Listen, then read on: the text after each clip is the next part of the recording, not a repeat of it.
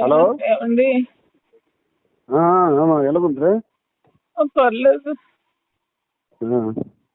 ఏం పని చేసావు నువ్వు? ఎంత పని చేసావు? నాకు అందుకే అడిగి తీసుకెళ్ళి నా మాట వినవు నువ్వు. నువ్వు పని చెయ్యి. ఆడికి కూడా ఏదో అయిపోయి ఉండేది.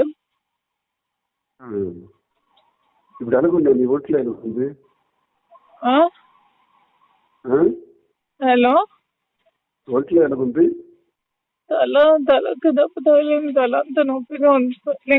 కానీ నేను ఇప్పుడు హాస్పిటల్లో పెట్టారా నీకు? అన్నాడు ఇట్లా ఉన్నాను. ఎక్కడ తీసుకెళ్తున్నారో తెలియదు. అంబులెన్స్ లో ఉన్నావా? రామాచలం నీ వెనక వస్తున్నాడు, దగ్గరికి వచ్చాడు. ఎవరు? రామాచలం ఆల్రెడీ వచ్చాడు. ఈడు కూడా వస్తున్నారు. ఎవరు? అవినాష్ కూడా వస్తున్నాడు. పద్మాకు పంపిస్తున్నాను. నువ్వేం వరి అవ్వకు. నువ్వు అక్కడ చెప్పు. దీన్ని ఏం చెప్తానంటే, నేను కావాలనే సూసైడ్ చేసుకోవాలని చూపించాను. ఆమె దువ్వాడవాణి చేసినటువంటి అరాచకం 4 రోజులుగా చేస్తున్నటువంటిది నేను చనిపోవాలని నేను గుర్తిస్తాను చెప్పాను. అదొకటే మాట.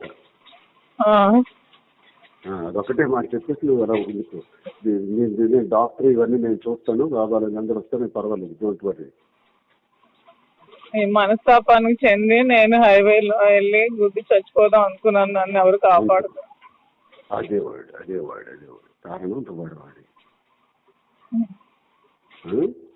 ప్రెస్ కి పంపించండి చేతికి. ఇప్పుడే చెప్తాను నేను దిగినప్పటికే. ఎవరికి? ప్రెస్ కి. నువ్వు ఎమోషనల్ కావు. నువ్వు స్లోగా చనిపోవాలనుకున్నాను. ఇప్పటికీ నేను అంతే, పంపించండి చెప్తాను ఇప్పుడే. యాక్సిడెంట్ తప్పేంది అనేసి యాక్సిడెంట్ లో చనిపోదామని నాకు నేనే చూపించాను. అభికి చెప్పి అర్జెంట్ గా చేసి పంపించమని. బానే ఉన్నాను. ఎయిర్ బెలూన్స్ అన్ని ఓపెన్ అయ్యాయి. అవినాష్ వస్తున్నాడు, హేమ వస్తున్నాడు. ఫస్ట్ గారు హేమచంద్ర వస్తున్నాడు. ఫస్ట్ డ్రెస్ వాళ్ళకి అవినాష్ చెప్పి జిహెచ్కి అర్జెంట్ గా వెళ్ళమనండి. సూసైడ్ అటెంప్ట్ చేసిందని చెప్పి ఇమ్మనండి. అభికి ఎవరికి ఒకరికి చాలు. నీ దగ్గరికి అర్జెంట్ గా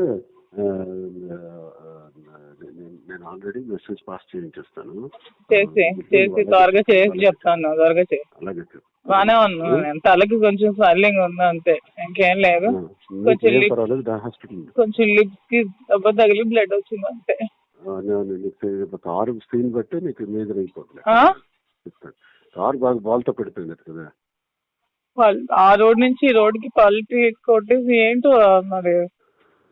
లక్కీగా ఎవరో వచ్చారు, లేకపోతే పెట్రోల్ లీక్ అయిపోయి లోపల అంతా గ్యాస్ ఫామ్ అయిపోయింది. ఊపిరి తీసుకోలేకపోయాను.